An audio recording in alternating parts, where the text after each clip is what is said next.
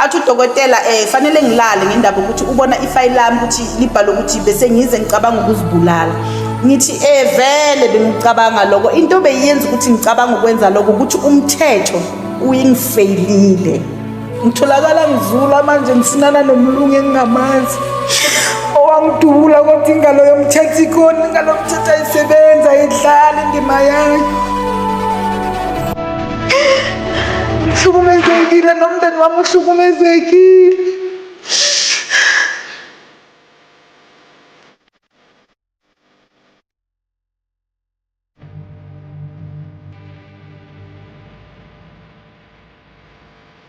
Ngibingelela ngiphinde nangelo FM lethi Untold Stories ngaphansi kwe-channel lethu iRumamanga TV. Sibuyile njengoba nazi ukuthi kulolu hlelo lethu suke siniphathele indaba lapho sisuke sikhuluma khona ngeenkinga zabantu, izinto abantu ababhekene nazo. Ngoba sifisa ukusiza nokuthi bathole usizo bona ngoba abantu abaningi bona kunzima ukuthi badlule kuleyo nto leyo. Into umuntu enye imenza ukuthi adlule kuleyo nto leyo ukuthi akhulume nayo. Namhlanje sinosisi wethu kodwa usisi wethu uzosichazela kahle naye ukuthi namhlanje udaba lakhe lithini. Sisi wami njani? Ngiyaphila njani? Sisi wami ngiyaphila, nami sikwamukele. Nami ngiyanamukela. Udaba lakho selizwile, wasicela futhi nokuthi uyafisa ukuthi ababukeli udlulise kubo ngenhloso yokuthi uthole usizo. Yebo kunjalo. Mhlawumbe nje sisi kongaze ekhaya udaba lakho namhlanje singathi kwenzakalani? Ngavelelwa inkinga la. NgoMarch ku-2024 ngi-2 ngahlangabezana nengozi. Ngilele endlini ngadutshulwa. Uma ngidutshulwa ingane zafonela i-ambulance namaphoyisa, akuzange kufike lutho. Zase ziyaphuma ingane ziyobheka imoto ngaphandle izokhona ukuthi ingithathe ingimikise esibhedlela. Zathola umlungu enamabullet entanyeni ephethe isibhamu ebuza ingane ukuthi azange nazibone isigebengu ngoba ugijimisa isigebengu hijack imoto. Ingane zathi kuye njengoba usibona la eduze kwakho udubula umuntu lapha yasithi siyofuna imoto. Weza umlungu makafika umlungu kunokuthi anake ukuthi ungidubulile wabheka phansi efuna amabullet lawo ukuthi ngaba kuphi, akazange awathola ngoba bese esiswini sami. Emva kwalokho wabese ke uyangithatha ungimikisa esibhedlela. Masifika esibhedlela sangena kuthe lesikhathi basangilungiselela ophotha ukuthi ngiyongena casual ngiyobhalisa ngilungiselelwe yonke into. Umlungu wathi kubhuti bami usabeka imoto ku parking wabaleka up until today azange aphinda abonakala umlungu. Ngalala esibhedlela balikhipha ibullet. Mase belikhiphile ibullet esibhedlela bangi-operate ngahlala u7 days esibhedlela. Emva ko7 days ngaphuma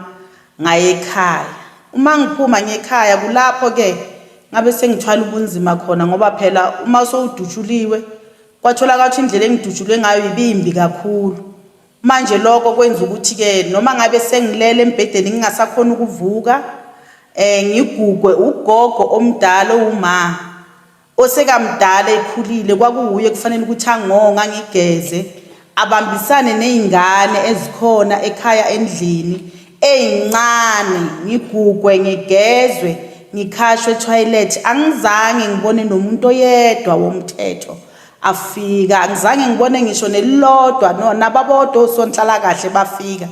Manje ngaloko ke ngahlala ke bengonga ke umama engonga ke kwaze kwafika isikhathi sokuthi sengibangcono. Mase ngibangcono ngabe sengiyahamba ke ngimaphoyiseni ke ngiyova ukuthi kungenzeka hlezi mhlambe phela umlungu lo yawafika ngendaba yecala phela ukuthi azosho ukuthi usenza inhlekelele leyayenzile. Mangifika lapha ngathola ukuthi lutho akukho lutho impela. Bathi azange afika umlungu nabo futhi la ngangekhona kulowo police station leyo bathi baqala ukuyiva lengane kwane ngizanayo yokuthi mina ngidutshuliwe. Ngabe sengiyabachazela ukuthi kwenzakalani. Babhala phansi ke istatement bathi nabo ke bazoyo investigate njengomthetho babheke ke ukuthi ngabe bamthola kuphi lo mlungu lo owenze into embi kangaka adubula umuntu wesifazane onganamandla ongakhona ukuyilwela. Hayi ke kwama lapho ke kodwa ngithe mangifika bangitshela ukuthi icala lelabalazi ngabatshela ukuthi lesikhathi ngisesibhedlela kwafika amaphoyisa amabili abuya kwenye yama-police station. Mawafika lawo maphoyisa lawo amabili angibuza ukuthi kwenzakaleni ngisalele phezu kombhede belungiselele ukuyongisika. Ngawachazisela wathi wona awasebenzeli le ndawo engidutshulelwe kuyo, kumele ngithola amaphoyisa wakulowo ndawo leyo. Manje ke kwatholakala ukuthi ke ngiyawachazisela kamaphoyisa wale station bengiye kuso ke ukuthi amaphoyisa afika bathi bona ke umlayiza uzangeke uzufike kubo, baqala ukukuzwa lokhu kusha endlebeni zabo. Ngabe sengiyahamba ke ngathi ke ngoba sengilivulile icala ngiyathemba ukuthi bazoqhubekela phambili necala bakhona ukuthi bathole lo mbulalo lokuhamba bulala abantu omlungu, ngoba ngiyathemba ukuthi la khona namanje akakami angibaza abantu ababulele phambili kwami nasemva kwami ukuthi bayingaki, ngoba naku nakimi ngidubule wabaleka. Hawu ngihlale ke kuhamba izinyanga ke kuthi ke ngo-October ngibuyele ukuthi ngiyozwa ukuthi icala lihamba njani, ngabe uyatholakala yini lo mlungu. Uma ngifika ngithola ukuthi umuntu ophethe icala kuthiwa akekho, mangibuye kule viki elizayo uzabakhona. Ngempela mangisathi ngizalungiselela ukuya lapho ngithole ucingo elivela khona lapho epolice station bathi icala sebalicimile ngindaba ukuthi abatholi i-evidence. Kuthe maye ngifonela lo ngifonela ngamtshela mina ukuthi i-evidence ikhona ngoba ibullet elakhishwa esibhedlela lisesibhedlela. Kusho ukuthi azange akuzwe lokho engangomtshela kona. Base bathumela u-SMS ukuthi icala ke liyavalwa ke. Ngasuka ke mina ngaya ku Daily Sun. Ngathi Daily Sun awungisize nalo udaba ngoba umlungu nginesho ukuthi abantu bayaphela manje ngisize nalo udaba. Ngambekela uDaily Sun udaba lwami. Wafonela esibhedlela uDaily Sun wathola ukuthi ibullet kujala likhona lilinde amaphoyisa wakule station lesi engaya kuso ngiyovula icala. Ngempela kuDaily Sun makathola ukuthi ibullet likhona afonele ophethe ekuruleni. Makafonele ophethe ekuruleni lo ophethe ekuruleni athi ibullet balithathile balimikise ukuthi liyoshekwa ukuthi ngubani ke loyo umlungu loyo owenze isihlungu esingaka. Kodwa namhlanje angaze mina ngizotshelwa ukuthi ibullet latholakala abantu bomthetho akwezange nje kuze kwenziwe lutho. Manje inkosi impela mphakathi wakithi, inkosi impela siphila phakathi kwama risk esiphila ngaphansi kwawo, ngoba umthetho mawuzongenza kanje mina kukuphi la ngizobalekela khona, imuphi omunye umuntu la azobalekela khona makutholakala ukuthi umthetho lesibalekela kuwo yiwona kanye lo osifeylayo. Ngicela ukwazi lapho nje ukuthi kahle hle kukuphi la kumele sireporte khona, kukuphi la kumele ukuthi sikhale khona sizwakale, kukuphi la kufanele khona siyokhipha usizilage, kukuphi la ukuthi mawugijinyiswa umuntu kufanele uyoreporta khona ngoba umthetho lo esithi ukhona awusebenzi. Kuthe makusuka lapho ke sebenzile lawo ma SMS iDaily Sun seyile ke lapho yathola ukuthi ibullet bathi liyatholakala esibhedlela. Ngisalindile nanamuhla kutholakala ukuthi kwingane yami la ifunda khona bayangifonela, mabangifonela bakhulume indaba yokuthi ingane ayisakhoni ukuqhubeka kahle izifundo zayo ngendaba ukuthi ngathi kwavela inkinga esikoleni. Mangitshelwa mina ngefone abantu bala afunda khona besikole abothishele labo besikole. Manje ke kusho ukuthi ngiphatheke kabi okungangokuthi angazi ukuthi kufanele ukuthi ngiyenze njani. Ngisahlangahlangene emqondweni wami wokuthi lo muntu ongidubulile akatholakala, ayikho into yami nje lungayo. Ngihlala ukuthi makuthi January bese ngiya esibhedlela. Mangifika esibhedlela ngiyocela usizo lokuthi ngavelelwa into eso ngabe bangangisiza ngani, ngoba nabantwana nabo manje abasese right, nomama naye emdala nabo malume kanjalo. Esibhedlela ke bathi ke kufanele ukuthi ngithole i-psychologist ngizokhona ukuthi ngibe kahle ke emqondweni, bazokhona ukuthola ukuthi kwenzakalani ke. Ngithi mangifika esibhedlela ke la ngikhonjwe khona ukuthi kunama social worker ngithola abantu behleli, ngifike ngibuze ukuthi ama social worker atholakala ngakuphi, bathi atholakala ngapha kodwa kwamanje awekho, iminyaka ivaliwe basaye emawodini. Alright ke ngihlale ke ngithi ngisahleli ngibone omunye usisi ngithi hayi ithi ngiyobuza mhlambe ngihleli nje angeke ngilithole usizo, ngimchazisela istory sami. Abe sathi no wena kufanele ungene ku psychologist alright ku-psychologist ngikokote mangikokoda akuphenduli umuntu ngithi mina hayi akunamuntu athi ayikhona umuntu lapho kokoda ngikokote azathi ngena mathi ngena sithola i-psychologist ngempela esibhedlela lihleli lapha phasi libhizi ngefoni hayi-ke sithe masingena lathi yazi ngibhizi angifuna ukuphazanyiswa manje ngalesikhathi bese ngiyamtshela-ke mina ukuthi hhayi ngizokuzobuza ngizange ukuzohlala bese ngiyamchazisela-ke isimo sami abese unginikeza i-date ukuthi ngize nge-date eso esibhedlela for i-psychology so ngokumbona indlela enze ngayo angazi ukuthi ngize ngani ngabona ukuthi kusho ukuthi baningi abantu abaphatheka kabi kule ibhedlela ngathi ake ngiye kuyikhulu zakhona ngeke ngiyobika lo daba ngeke ngiyobuza futhi ukuthi njengoba senginikwa ama-date kanti kwakufanele yini ukuthi ngithole i-counseling ngisesesibhedlela lesikhathi vele ngisalimele or bokungafanelanga na ngiye ey'khulwini mangifike ey'khulwini iy'khulu zibhale phansi i-complain yami maziceda bese ngiyazichazisela udaba-ke ukuthi lani-ke bese zithi iy'khulu-ke zizoyenza i-investigation bese ngiyahamba-ke hawu ngihlale-ke impela mangihlala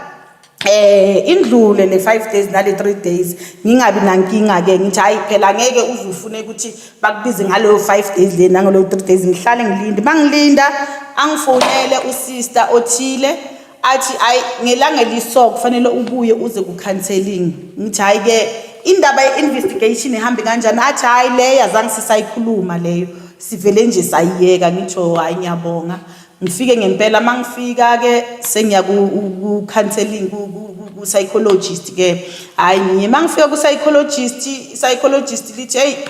ifayili lakho ngoba alitholakali bakwenzele ifayili elisha and then-ke so ngizotshelwa uwe ukuthi kwenzakaleni kwangimangaza kakhulu ngathola nje isimanga ngoba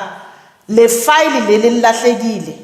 ifayili eliphethe imininingwane yokudutshulwa kwami ifayili eliphethe lifana nokuthi liphethe impilo yami lela fayili ukuthi manje selinyamalala kanjani manje ngokuthi manje ngizobuza ukuthi kufanele ngenze njani ku-counseling seliyanyamalala manje ifayili alisatholakali manje ifayili hawu impela ngimangala ukuthi kanti kwenzakalani ngempela ngibhalele ifayilini elisha abhale yonke into maceda angithumele kudokotela ukuthi ngiye kudokotela ngoba le simo ebengingaphansi kwaso ngathi isimo esiye sangihlukumeza kakhulu hayi vele ngiye kudokotela mangifika kudokotela-ke angikale bangithatha i-high blood-ke abhale phasi-ke makaceda lapho athi-ke bokufanele ukuthi ngilale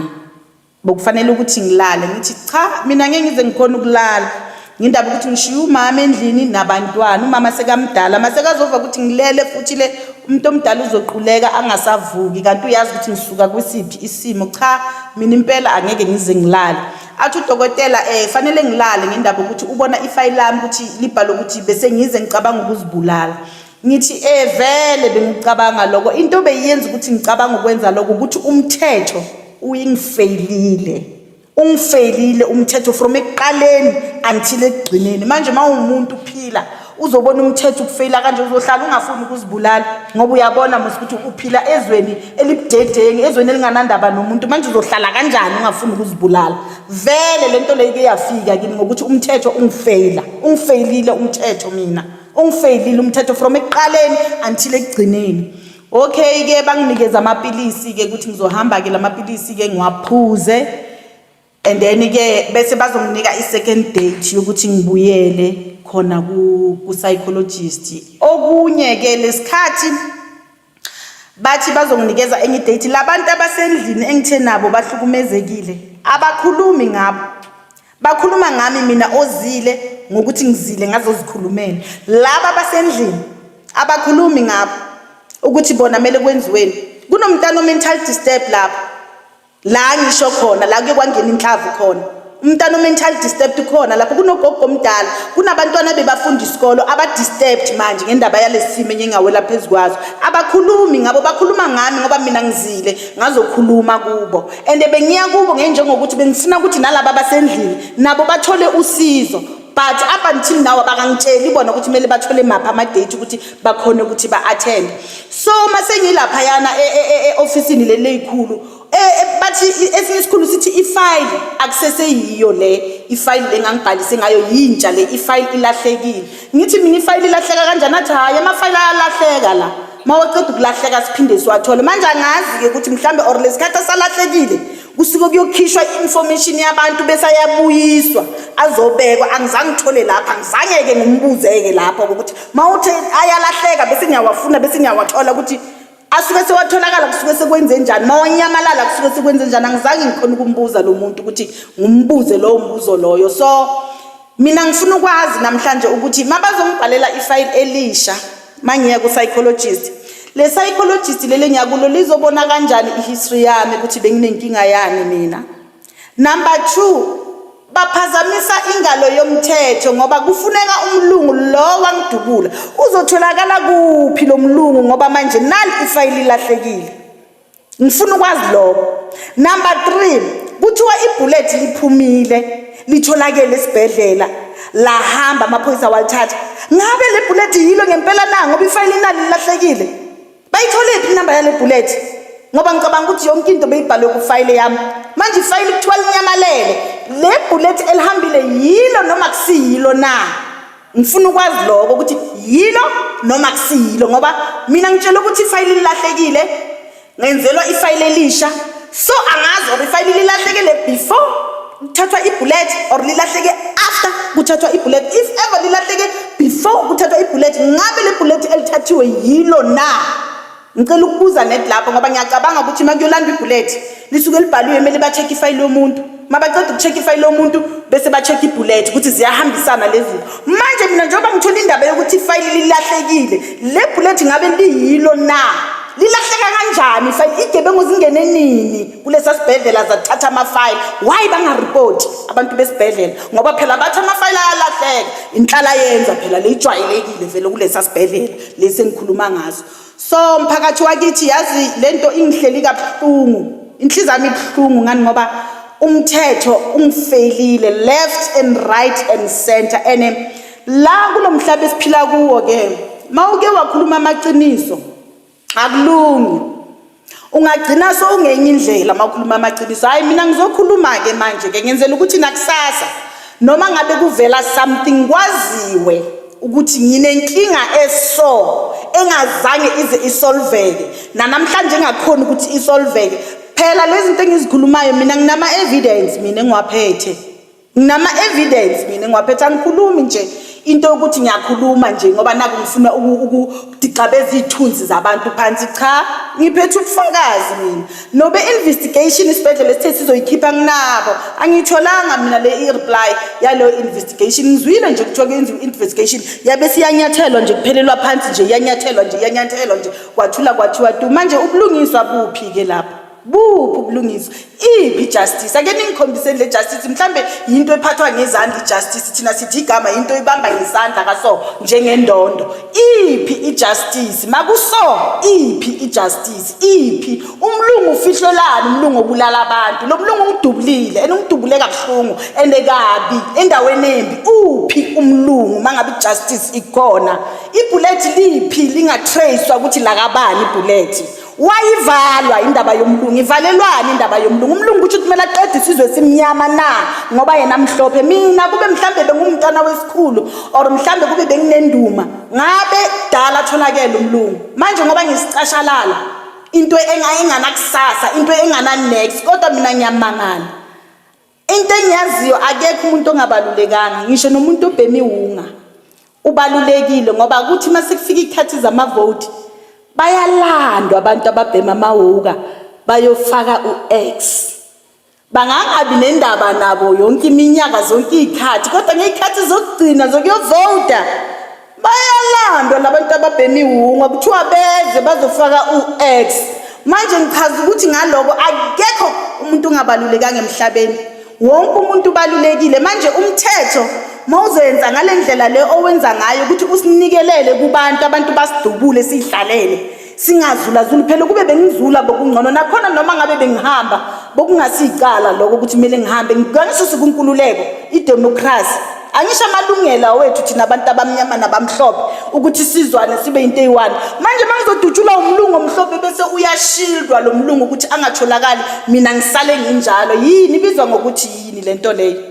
ibizwa ngokuthi nimphakathi sukumane nime ngeenyawo nabayifihlile bangafuni ukukhuluma ngezinto ezibavelela ikhulumani imihlolo siyayibona thina la ngaphandle sayibona imihlolo ibhedlela sayibona imihlolo kuphi yenzakalayo okungukuthi namanje ngiyazibuza ukuthi le file ekuthola inyamalele liye kuphi mina ngifuna kuvele le file kutholakale nalo mlungu lo owadubula ngoba namanje usaqhubeka uyadubula bayaphela abantu lo mlungu lo fihliwe engingazi ukuthi ufihlelwani lo mlungu manje ngizela kuzokhuluma ukuthi le ndaba izwakale ngoba ezinye izinto mawuloko uthi uyazi cover up ukuthi wenza ubulungiswa eceleni akulungi mele uzuze esihlangalaleni uzokhuluma wonke umuntu ezwe kuzokhona ukuzwakala mina i-investigation yokuthi kuze kutholakala umkhondo wokuthi kuze kutholakala amabullet ngizenzele mina ngiyi-1 akekho umuntu omthetho mina oyewangisiza ngizifunele mina ngazi-investigatela mina ukuthi ngithole kuze kufinyelele ebulletin azange bayingena indaba yami bavele bayithulela nje bathi mina kwaba yimi engihambayo ngiloko ngifuna ubufakazi ngokuthola until ngize ngiyofika ku-Daily Sun. Number 2 kunento mina engixakayo inkosi impela lento iyangimangaza le esibhedlela la engangena khona uma umlungu eza nami azongena egeyidini umlungu uveze inhloko wathi emergency makathi emergency umlungu bathi ngena wangena umlungu leso sikhathi umlungu uphethe isibhamu uphethe amabullet wangena umlungu okay ngoba bengisaxinekile ke ile ukugula lokhu kamabullet leli beligijima la mara ngumzwile makathi emergency mabathi ngena wangena azange baseshe bekunamabullet lawa bekawabekela intanyeni makazongena azongibheka ukuthi umdubulile azange abuzwe azange kubhalwe ngisho i-number plate yemoto. So during the investigation njengoba bese ngihamba ngifuna usizo lokuthi kuze kutholakale lo mlungu ngifikile kule security leyo egeyidini ngabuza supervisor ngayithola supervisor mangithola supervisor ngambuza ukuthi ngicela ukubuza ukuthi if ever imoto ingena niyenzani niyayirecorda phansi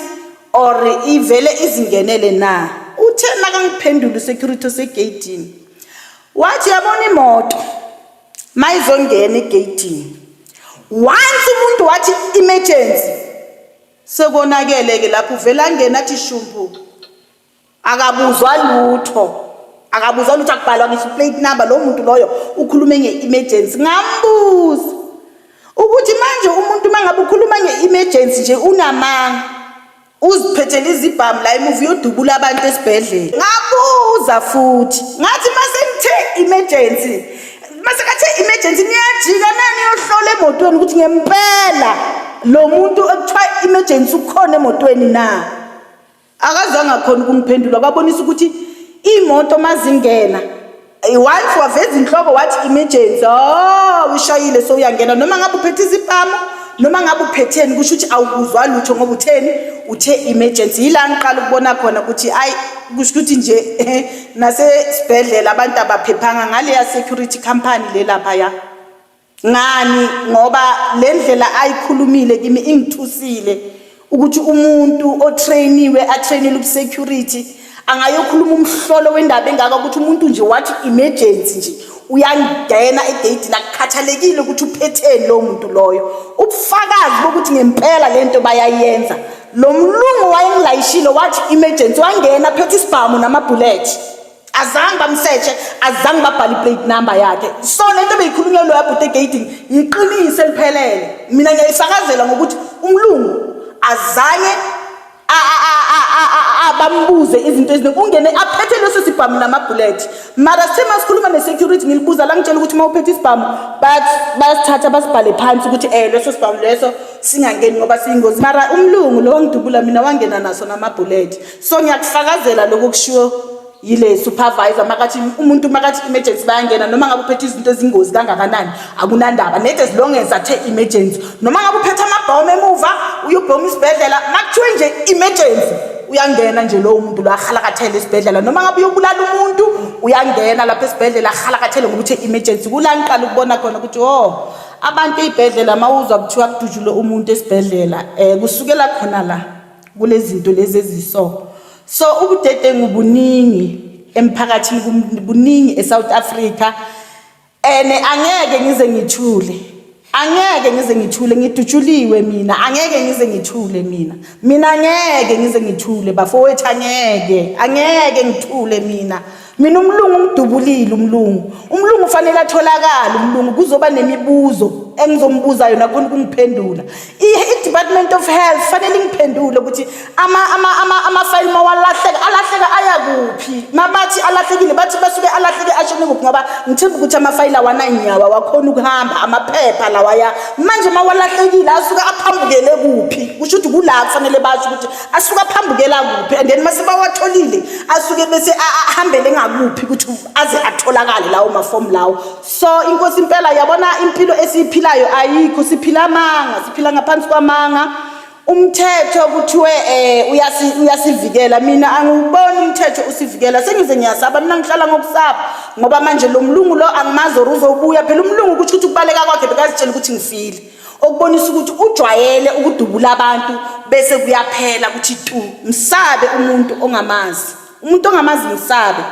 mhloniphe futhi umuntu ongamazi so umlungu ubulele ukuthi ujwayele ukubulala abantu wathola ukuthi mina ibullet lizohlala la isiswini lizule la isiswini laze lakhishwa lilakimi so angazi namanje ukuthi la khona ucabangani ungicabangelani and angazi futhi nalezi ezinye inhlaba ukuthi zingicabangelani lezi zika government since sengizokhuluma amaqiniso so lento le ngiyayikhuluma ukuthi izwakale kuyo yonke indawo ukuthi na if ever kwenzakala something kimi bazi ukuthi ngike ngareporta udaba oluso ene mina ngiphethe ama evidence wonke mina ngiphethe ama evidence angikhulumi ngomlomo ukuthi ngikhuluma ngomlomo ukuthi ngipenda abantu or cha ngikhuluma nawe ngikukhombisa iphepha mina ngithi nani angikhulumi ngendaba yokudlala ukuthi ngizokhuluma ukuthi ngicabanga ukuthi or ngacabanga ukuthi cha ngikhuluma into mina engiyenzile ekhona in black and white nawe uzothi mawuyibheka uyibone so umoya wami ubhlungu ngoba mina bengithi masinamaphoyisa sivikelekile mina bengithi makhona ibhedlela kunendawo la abantu mabagula noma banenkinga bazaya khona mara mina sengibona ngathi manje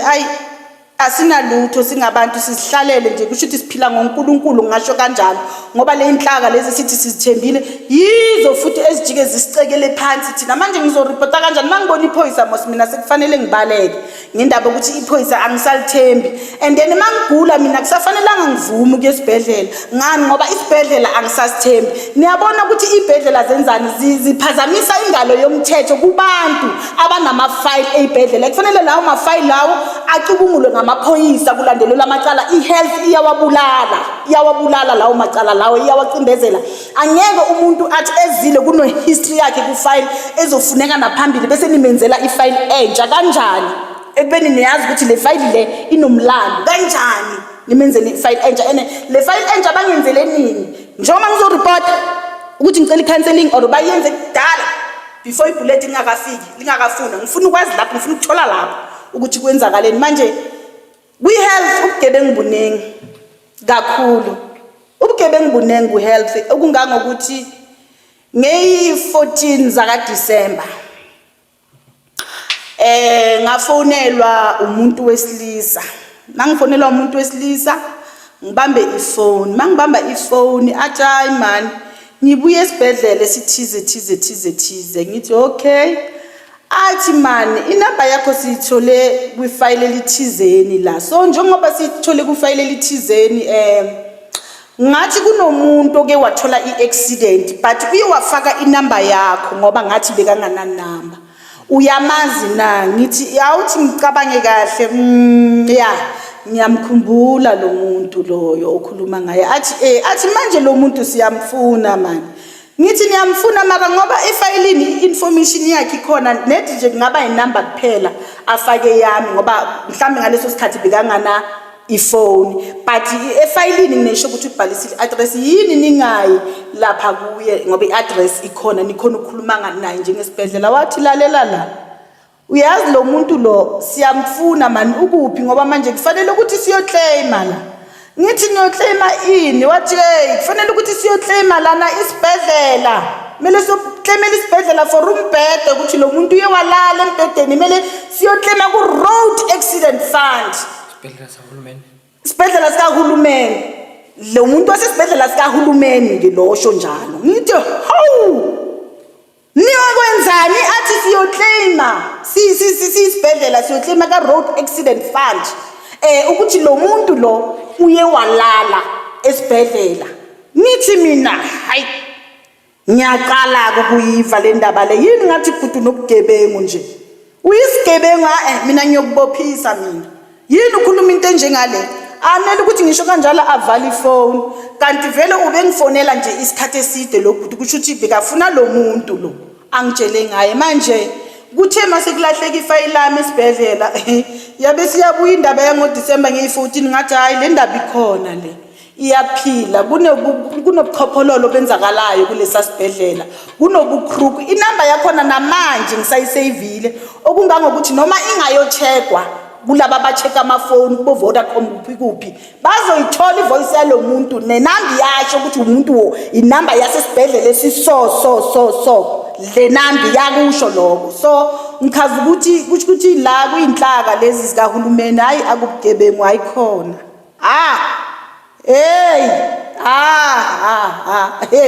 ubugebengu bunengi bafowethu ngicela sibuyele endabeni yecase ngoba uvezile kaningi ukuthi icase yakho ayizange landelelwe ngendlela eright ubulungisa bizange benzeke ngoba uvezile ukuthi nase bebethi balisula icala bebathi balisula icala bethi ngenxa ukuthi evidence abayitholi kodwa abazange baye esibhedlela azange baye esibhedlela mase nifike esibhedlela senithola ukuthi ifile yakho esibhedlela isilahlekile sekumele ubhalele ifile enje yebo engizongena ngayo ku psychologist eyintweni kanjalo ngicabanga ukuthi icorruption iningi kakhulu entweni kanjalo ngoba phela icala sebezolilandelela kanjani sekukhona ifile elisha lonke lela file liyane belikhona ngesikhathi ungeniswa esibhedlela waye theater wahlinzwa wakhishwa ibullet yonke lo information ayisekho kule file elisha icase njengamanje savuliwe mina angazi ngoba mina ngagcina kuthiwa ivaliwe mina ngavela no Daily Sun ke wathi ibullet nala azange ngicontact since azange mina ngithini kwaphelela kanjalo ngoba mangibheka la ngiyathola ukuthi icase yakho iyavulwa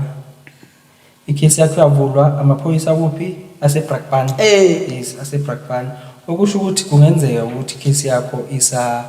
isaqhubeka ukuthi kodwa ayilandelelwa ngendlela right nali nefile selinyamalele phela mabachubeka ngayo bochubeka nayo kanjani le file ingekho akuveli file lento lena sisiwami iphazamise kanjani impilo yakho yonke nje buti yazini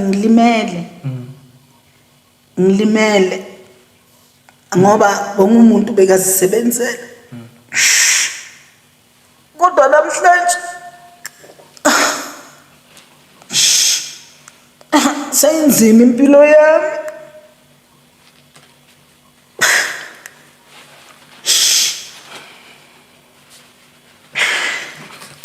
ngitholakala ngivula manje ngisinana nomlungu engingamazi owangidubula kodwa ingalo yomthetho ikhona ingalo yomthetho ayisebenza idlala indima yayo ngihlukumezekile nomndeni wami uhlukumezekile kanti buphi ubulungiswa eSouth Africa abukho ubulungiswa abukho ijustice ayikho abantu benza umathanda phezulu kwempilo zabantu kodwa kuthiwa ijustice ikhona ijustice ayikho umuntu wenza noma ngabe yini ayifunayo komunye umuntu ngoba uyazi ukuthi ake kabotshwe kuzovalwa ngoba mina ngumuntu esifazane nginganawo amandla